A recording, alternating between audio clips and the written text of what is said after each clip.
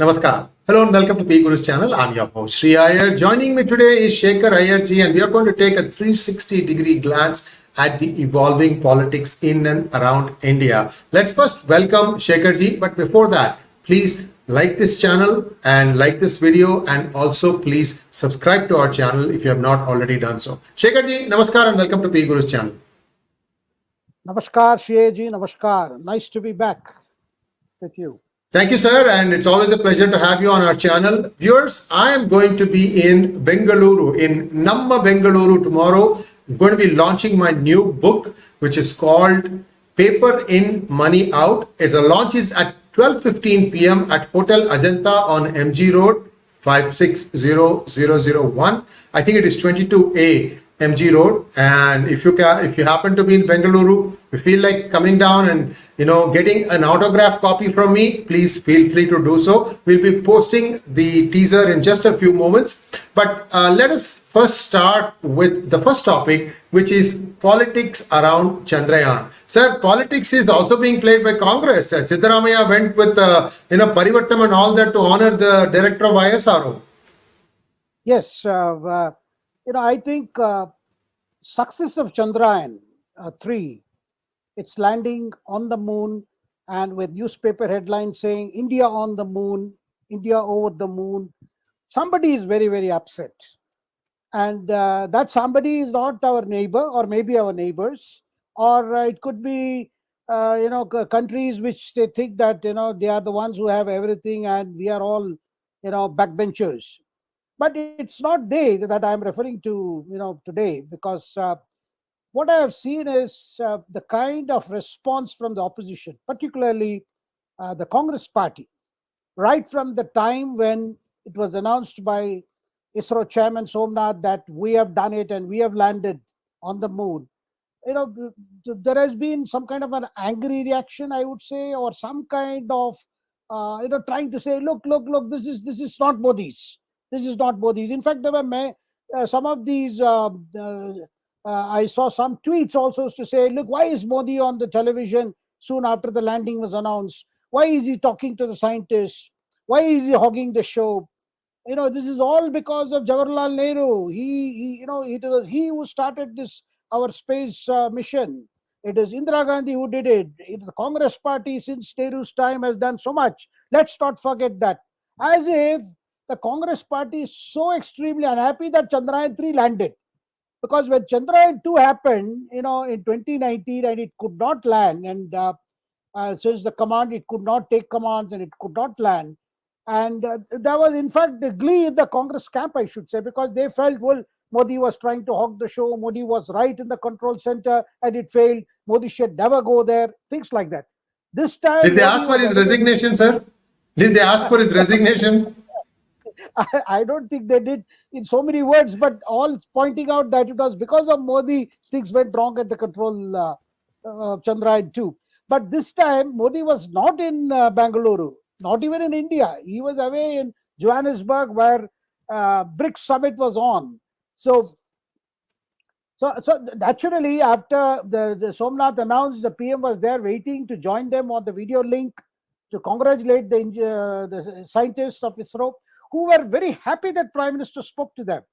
I mean, contrary to the skeptics among us who were very upset that Modi's face popped up on the television screen for those brief congratulatory messages to the scientists, there were a lot of reactions. And early this morning, Prime Minister flew in directly from Athens, where he completed an official visit after 40 years. An Indian Prime Minister visited Greece, and he landed there, and from there, Prime Minister didn't want any official reception at the airport.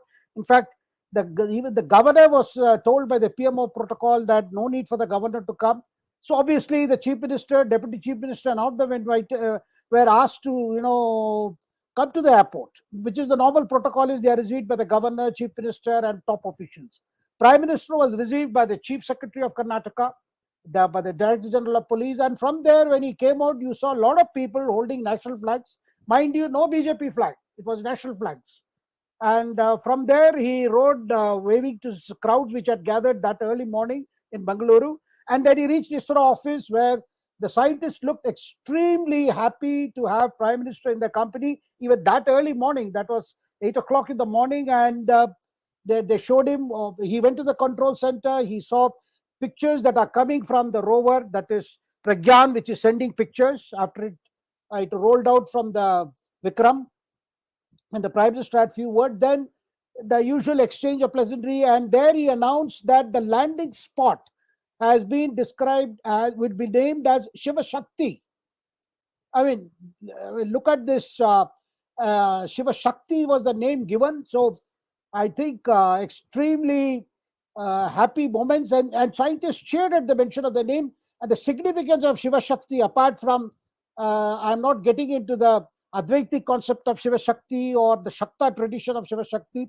This was more to say, look, the Shiva means the grandeur of the grandeur of the universe, grandeur of the existence as it is, and Shakti is that energy that represents the entire India, the energy that was visible, and also it also symbolized the role of number of women scientists in missions like this, and the way women are taking part in several projects that the India is witnessing today.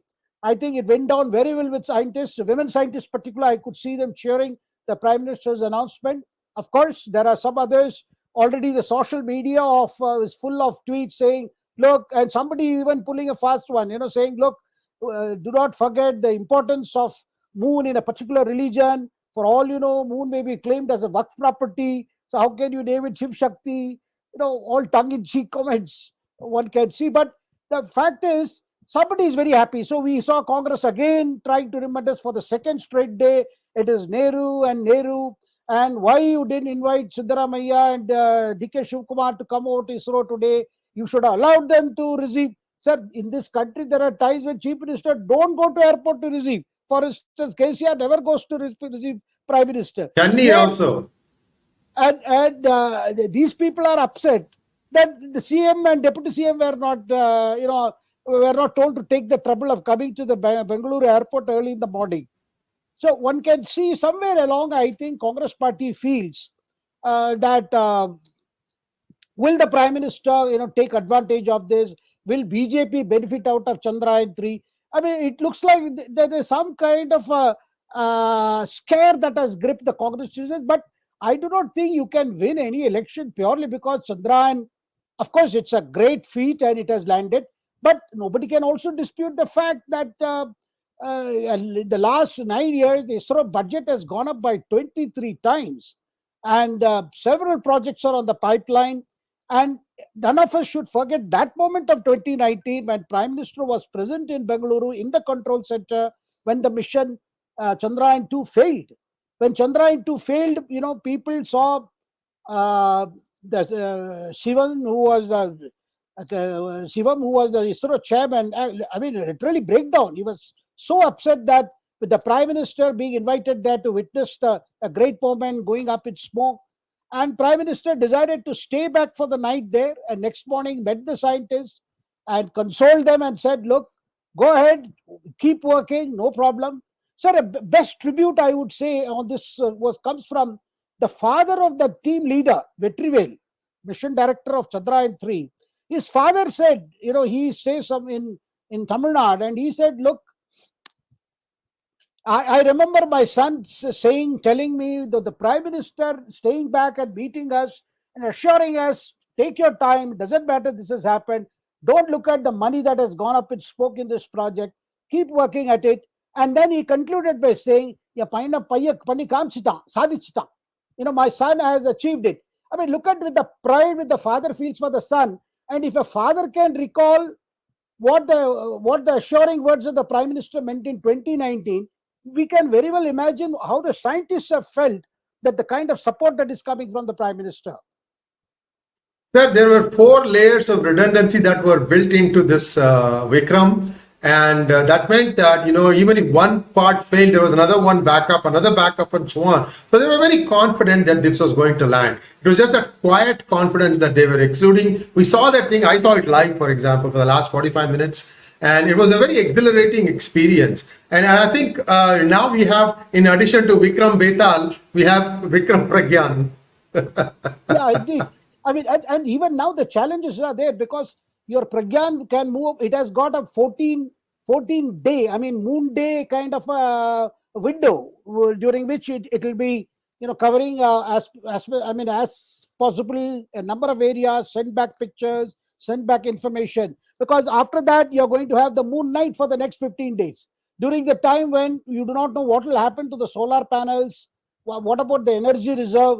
Then after 15 days, you will have again the moon day starts. And then again, the solar panels will start working. So whatever has to be achieved has to be done in these first 14 days. So one can imagine, and the Prime Minister declaring August 23rd as the National Space Day.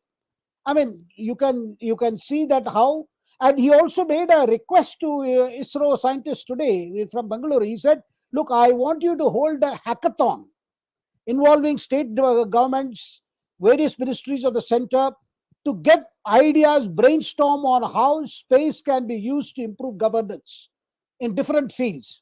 I want ISRO to take the challenge. And Prime Minister landed in New Delhi an hour ago, and you saw another grand reception for him organized by the BJP, of course. But then again, the BJP flags were missing. You had the BJP President J.P. Nadda being there, were welcomed and congratulating the Prime Minister. The Prime Minister again spoke about why he chose to travel straight from Athens, and why he said, why I had to trouble the scientists by calling them over to ISRO headquarters this morning, so that I wanted to personally meet them and congratulate.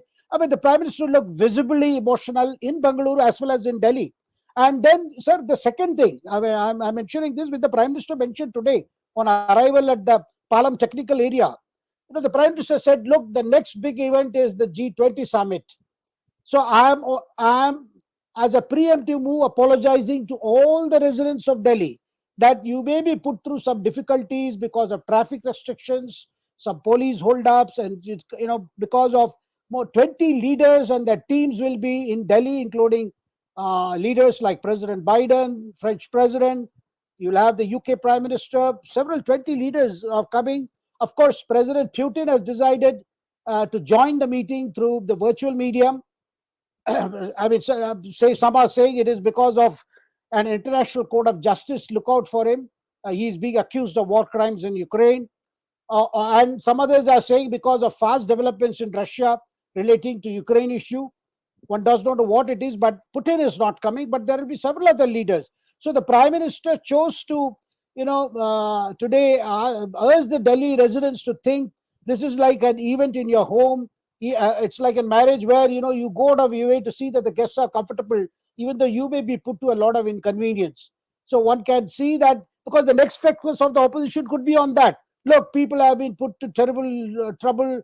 You have had traffic restrictions. There is traffic jams because people are being advised to use the Delhi metro rather than take the usual routes and to follow the police guidance on the routes to take if they are crisscrossing from north to South Delhi, or South Delhi to North Delhi, or East Delhi to central parts of Delhi. Of course, central parts of the Delhi where there will be maximum restrictions in force. Yes, true, sir. Very true, sir. Now, on the G20, so Burnol is not going to be put away. It's going to be again used, I guess, when G20 goes through. Is Emperor Xi coming, sir? She would be here. Xi Jinping would be here. Definitely, he would be here. And already there is a lot of speculation, and there is something to the timing. Look at it. I mean, in Johannesburg, there was an informal kind of a meeting between Prime Minister Modi and Xi Jinping, and we saw both the leaders. We are told by the Indian side that, look, the Prime Minister took up the issue of the pending border standoff, where more than 100,000 soldiers on either side are still on alert, and the Prime Minister wanted that the border talks should move forward. Eventually, we should take steps to resolve it as soon as possible. We are told the Chinese side made similar thing, but then there is another controversy as to who sought the meeting. So we are told that the Chinese wanted a formal one between Xi Jinping and a formal bilateral meeting between the Chinese president and the Indian Prime Minister. And the Indian side insisted, let it be informal this time. And That's how it is. Of course, Chinese are saying this meeting took place at the initiative of the Indian side. Now, I think these are India small hasn't, details. sir, India hasn't refuted that. No, India hasn't refuted that, but India says we did turn down a formal meeting that was sought. So it's quite possible that India turned down the formal meeting and suggested an informal one, to which the Chinese side could have agreed, and that's how the meeting took place. Sir, diplomats are known All, to say, when they want to say yes, they will say perhaps. When they want to say no, they will say perhaps. sir, a diplomat is one who asks you to go to hell in such a way that you actually look forward to it. Sir, even politicians these days do. But one thing, sir, but the fact that on the day the meeting took place between Prime Minister Modi and Xi Jinping, we saw Rahul again coming with those remarks from Ladakh, where he talked about, India has given away this land, Chinese has grabbed our lands. In addition to his commentary on how the Muslims are being treated in India, and that too from Kargil. So one can see that, of course, we are told now he has finished his bike trip across Ladakh. He's back in Srinagar. I'm told his sister Priyanka Gandhi may be joining him in Srinagar, and after this, his mother may also join. Probably they will have a family retreat on the Dal Lake for some time. That is what the reports are saying. There is no confirmation as yet to how the Gandhi family is going to pack 2-3 days, because now the next is the preparation for Rahul Gandhi's Bharat Jodo Yatra 2, which is to be launched from Dwarka and across. It will go through the election-bound states. From Gujarat, it will enter Rajasthan, and from Rajasthan, it will move to UP and then through Madhya Pradesh. Then it will reach the eastern part of the country. So there's a lot happening. And of course, the next event, as far as politics is concerned, would be the Dot Alliance meeting in Mumbai on August 31st and September 1st. But Sharad Pawar has again, has thrown another googly, saying that he was saying that there is no split in NCP. Some amongst us had a different view. That's why they are in the government. Whereas we are one party. And this is again has upset Congress, saying, what the hell is this? They have written to the Election Commission, they have written to Maharashtra Assembly Speaker, saying how some people have violated the anti-defection law. And here is Sharad Pawar saying, there is no split. Some people had difference of view, they have gone to the government. So this is also, again, it's in keeping with the other, postures by Sharad Pawar, his frequent meetings with Ajit Pawar. Therefore, I gather that Congress party is looking at ways where Sharad Pawar may not be given any formal role in the proposed structure of these alliance. Rather, they will keep him in some steering committee, or so that if there are more such eyeball catching statements from him, then they can say, look, it's their thing. It's not. It doesn't affect our alliance. But it's not so easy, because I gather his daughter Supriya Sule is, of course, very, very upset with the kind of attention her father is drawing at this time, when the whole thing is this Jamboree is now in Mumbai next week. So very, very interesting times in terms of politics. But we expect the chairman will be announced, which probably will go to Sonia Gandhi in all probability. Then you will have Nitish Kumar. Finally, he may succeed in getting his convenership of the alliance. And there will be a lot of other, posts which could be filled more by the Congress leaders, who are actually now managing this grouping now, because they don't longer leave it to others. And of course, M.K. Stalin could find a place as a vice chairperson or something.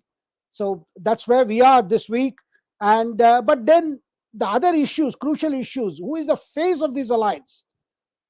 Because you talked of whether Mallikarjun Kharge will be the dark horse. But I think if Pawar is the Trojan horse, maybe who knows who will be the dark horse. This is becoming a Raga versus Maka. And we have to wait and see if that's going to come. Sir, more importantly, I have another question. Rahul Gandhi is being relaunched again. My question to you, according to you, I won't hold you to it. Who is Raga's Birbal? Who is Raga's Birbal? Well, I think Rahul sometimes plays that role himself, because I don't think so. This is a unique situation where, sir, and in that, and lest we have forgotten him, Manishankar Iyer is bounced back. He has come with some remarks at a time when elections have to be held in Telangana, and describing PV Narasimha Rao as the first Prime Minister of the BJP, because Babri Masjid was demolished during his tenure. And when KCR and your BRS has been celebrating Narasimha Rao's birthday, they even went and put up a statue. They are trying to revive the memories of Narasimha Rao as the first Telangana leader who went to Delhi as the Prime Minister. So, on one hand, the Bharat Rashtriya Committee has already appropriated Narasimha Rao. And Congress, since domination by Rahul Gandhi, they don't like to even touch Narasimha Rao's memory with a barge pole. Now, they have been talking of Manmohan Singh as, person who brought in reforms, playing little importance to Narasimha Rao, but it was Narasimha Rao who took the decision to bring in those first generation reforms and liberalization, and it was Manmohan Singh who executed it. And that's a thing which you have also mentioned in your book, which does find allusion, I would say, in your book. But at this time, for him to say this, and why does he say that? Because Manishankar Iyer refers to that he was holding a Ram Rahim Yatra in the 90s, I think probably after the demolition of the Babri Masjid.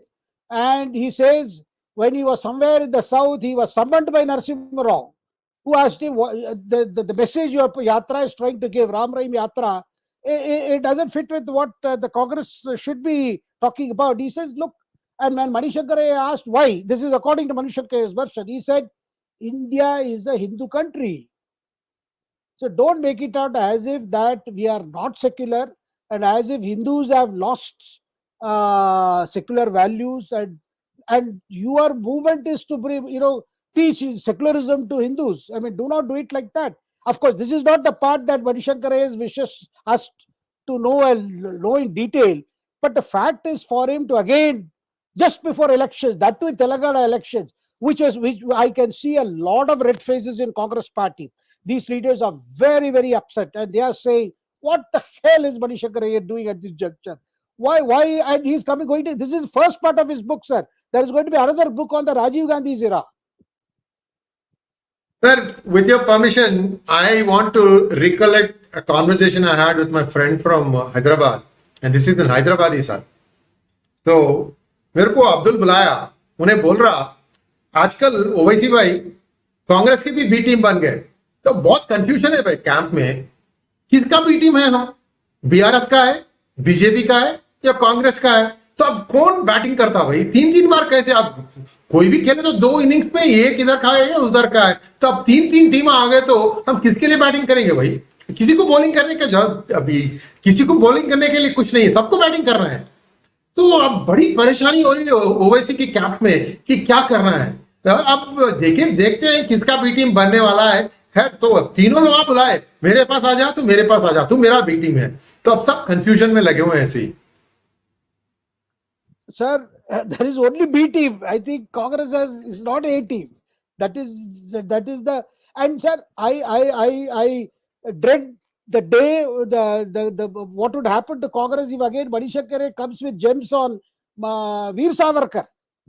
If you remember, during the UPA 1, as petroleum minister, he got the plaque removed from the Andaman Cellular Jail, honoring Veer Savarkar, saying that this man is a communal man, and because the petroleum ministry had put up it is a public sector corporation, I mean companies under the petroleum ministry, they had put up, I'm not sure whether it was BPCL or Indian Oil Corporation, but they had put up that plaque, and he got that removed, and there was hue and cry. He says no, and of course the Gandhis were very happy, and silently they endorsed his move. And now with our Rahul Gandhi, saying I am not Veer Savarkar to apologize, I think if it were to happen somewhere close to the Lok Sabha elections, with already the problems that they are facing in Maharashtra, one more gem from Manishankar Iyer on Veer Savarkar not only Seal the entertain deal. us to entertain, would rather, and it will go well with the Pawar saga that we are witnessing now. Sir, is Pawar bowling googlies or is he doing flip-flop, sir? Sir, I hear from people close to his daughter, Supriya Sule, saying that, look, that is in deep distress. And in fact, I've told she is requesting most media people, please don't go and keep asking him about the future of NCP, future about why Ajit Pawar is the government, whether he's, if you keep asking this, he's going to make more such. I think Pawar senses a crisis that is now before the NCP, because a large section of his party has gone and joined hands with BJP. That is not going to get reversed. I mean, till the Maharashtra Assembly elections at least, because Ajit Pawar and his friends, and there are more of them will joining that group, they have thrown their lot with the BJP for purely survival, self-survival. And they have realized, is it because of the heat was on them by central agencies? We can speculate to no end. But I think politically also they find this Mahavikas Akadi arrangement has come at a very heavy cost. Though it was seen as a masterstroke by Sharad Pawar, while engaging BJP for an alternative government, then getting Uddhav Thackeray and Congress together, all that thing looked great and made headlines, and our secular friends were very happy. Oh, BJP ka kinara kar diya. But today, the reality of that impact, that the period that saw Uddhav Thackeray as chief minister had left everybody displaced, particularly the constituents of MVA.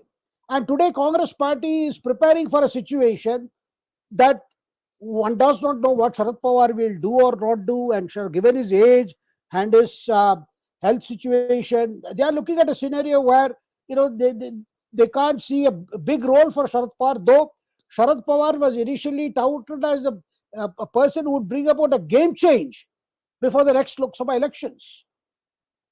Sir, he was a kabaddi champion, sir. He was a kabaddi champion. Maybe he wanted to play kabaddi on a cricket field. Yeah, probably wanted to play all the games, I think, because there is confusion, sir. The fact of the matter is, when I talk to leaders, of all the sides, one can see there is a lot of confusion. Some people want to, now of course, some people are trying to dismiss the importance of Sharad Pawar to that extent. People who are upset with him say, kya farak hai? Kya farak padega? How does it matter what Sharad Pawar feels? We will have to battle it out. People are upset. But sir, I think there is a sense of self-doubt coming among Congress leaders in Maharashtra. And of course, the Uddhav Thackeray group is already, they feel like this is a double whammy. First the government fell, now then the party split. Now this is happening. Sharad Pawar was the only thing who was on their side. Now he also looks, he's not very clear, though there are times he makes statements which is reassuring. He talks about the role of agencies. He talks about how BJP has used all tricks to stay on in power or to capture. But these things are not making much impact on the rank and file, because those who have joined the government seem to be in a better, greener pasture compared to our, heavy and dry. As such, there has been a deficit rainfall in Maharashtra this time. Yes, indeed. And in fact, touching on rainfall, the next 20 days are critical. And if there isn't enough rain, I think this year would be a year of drought in India. And I think I can understand why India stopped exports of rice, because they feared that this is a distinct possibility. Let's hope that Varun Bhagwan changes his mind. And as always, thank you so much, Shekharji. And we will be back again very soon. That is Wednesday, your time. And thank you so much. And please like, share, and subscribe to our channel. Don't forget to click on the bell button for notifications. Namaskar. And do come to my book release tomorrow. And there will be a small teaser as to where you can get my book even today. It's not just at Amazon, but a couple of other sites also. Thank you once again, Shekharji. Namaskar. Thank you.